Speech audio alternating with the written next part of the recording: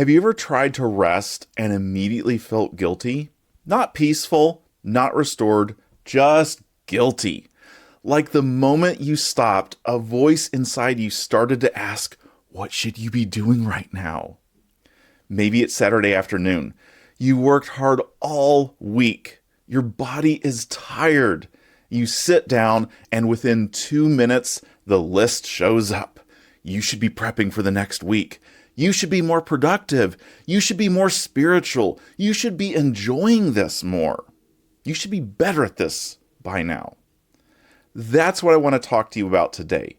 Because if Sabbath or rest of any kind feels like one more thing that you're failing at, I don't think that the problem is that you're just not disciplined enough. I don't think that you need a better list of rules either. I think that you might be still listening to Pharaoh's voice inside of your own head. Now, here's what happens to most people trying to rest, including me for a long time. You stop working, and immediately the voice kicks in. You know it. I should be doing more. I should be further along. I should be using my time more wisely. I should be praying more. I should not want to check my phone. I should enjoy this. I shouldn't be bored. And so what happens? You don't actually rest. You negotiate with the voice. You half rest while quietly managing that guilt that is deep inside. Or you escape.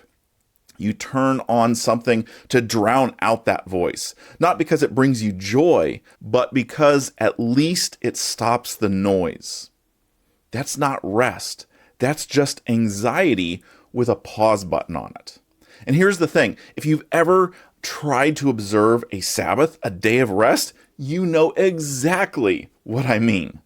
The moment things go quiet, your brain goes into overdrive. What should I be doing? What shouldn't I be doing? Am I doing it right? Is God okay with this? Why can't I just relax? I spent years like this. I remember waiting for the sun to go down on Saturday, not because I was refreshed, but because I couldn't wait for life to resume. That's a problem. And I don't think it's a willpower problem.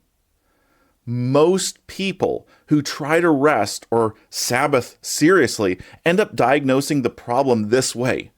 I just need better rules. I need to know exactly what counts as work and what doesn't. If I just had the right framework, I could do this correctly. And so you go looking for rules. What can I do? What can't I do? Can I drive? Can I cook? Can I watch TV? Can I think about work? And the problem with this approach is that it turns rest into a performance.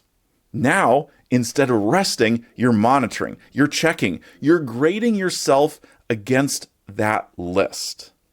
You've just created a new kind of work. And the real problem isn't that you don't have enough rules. The real problem is that rules alone cannot teach a slave how to rest. To understand this, you have to understand where the children of Israel came from when God first introduced the Sabbath. They had just come out of Egypt, and Egypt was a culture built on production. Your worth was your output. Your value was the number of bricks that you made by the end of the day. There was no day off. There was no concept of rest as a gift. You only received rest once you hit your quota. And when Moses came to Pharaoh and said, "Let my people go so that they can worship God," which, by the way, was a completely reasonable request in the ancient Near East. Other cultures gave their slaves religious time off. Pharaoh couldn't even process the idea. His response was essentially, "What do you mean rest? You're not making enough bricks as it is." And then God rescues them. He parts the Red Sea. Pharaoh and his army drown. Israel is free. But here's what God knew that Israel didn't. Pharaoh didn't really die in the water. because the voice of Pharaoh, make more bricks. You haven't done enough. You should be doing more. That voice moved inside of their heads. The whip transferred to their own consciousness. You can leave Egypt in a day, but getting Egypt out of you takes much longer. So before God ever gave Israel the 10 Commandments, before he formally introduced the Sabbath law, he gave them a practical lesson in the wilderness. He sent manna. And the instructions are fascinating when you understand the culture these people came from. Go out and gather what you need for today. Not more, not a week's worth, not enough to hoard against an uncertain future, enough for today. And here's the key. If you gather more, it spoils. It becomes worthless by morning. Think about how threatening that is to a former slave. I can't prepare. I can't store up for tomorrow. I have to just trust that it will be there. And then on the 6th day, gather double, because on the 7th day, the manna is not going to come. The 7th day is rest. And the interesting thing is that on that day, it doesn't spoil. The manna that you gathered on the 6th day, it's still good. God is teaching them something bodily before he ever teaches it theologically. I have given you enough. You can stop. Life does not depend on your constant production. That is the first Sabbath lesson. Not rules, provision. Not performance, trust. Another biblical narrative about Sabbath's intent that sticks in my head is the warning the prophet Amos gives us. In Amos 8, verse 4 through 6, there's a group of people who technically are observing the Sabbath. They're not selling, they're not working, but what are they doing? They're sitting around thinking, how long until the sun goes down so that we can start selling again?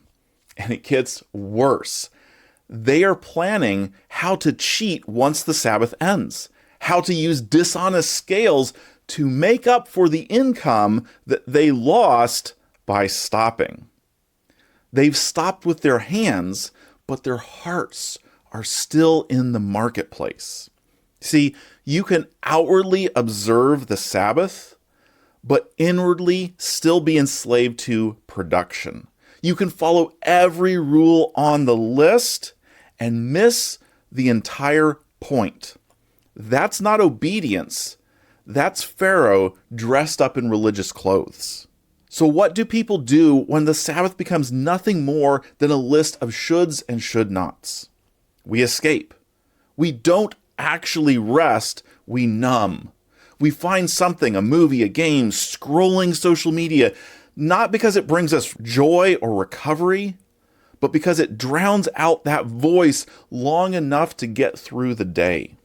And I understand that. I have been there.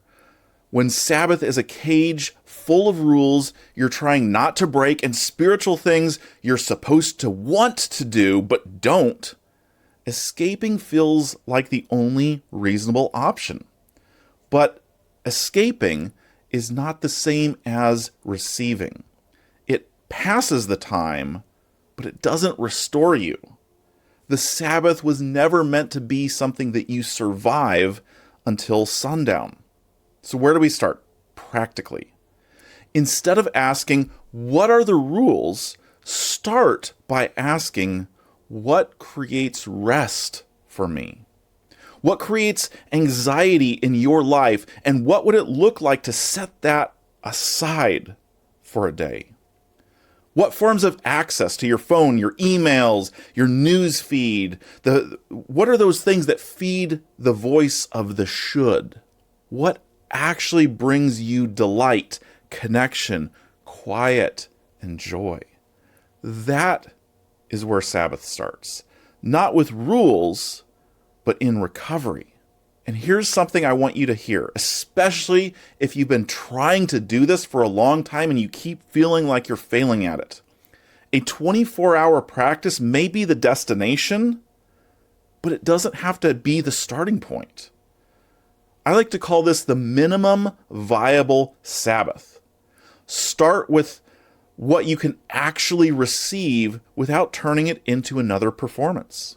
For some of you, that might be 1 hour. That might be one afternoon. That might be Friday evening where you genuinely stop, disconnect, and let yourself be given something instead of always producing something.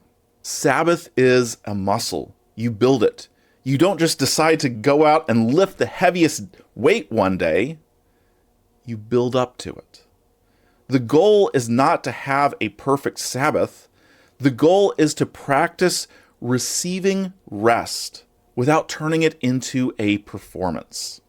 Pharaoh's voice is still speaking inside a lot of people, maybe inside of you. You haven't done enough. You should be further along. You should be better at this. You should be more spiritual. You should,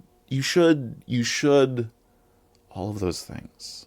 But here's what God said to a group of exhausted former slaves in the wilderness through manna, through Sabbath, through every provision that came without them earning it.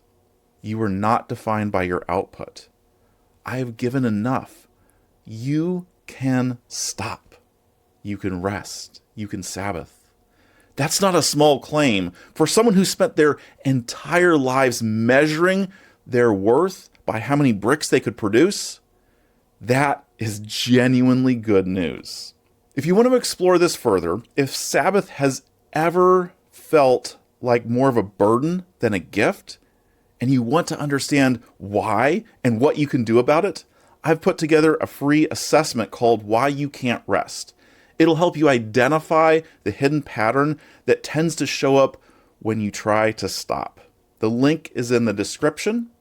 And if you're ready to go further, I'm going to be teaching a live class about the Sabbath for people who are tired of feeling guilty when they rest. It's called Rest Without Guilt.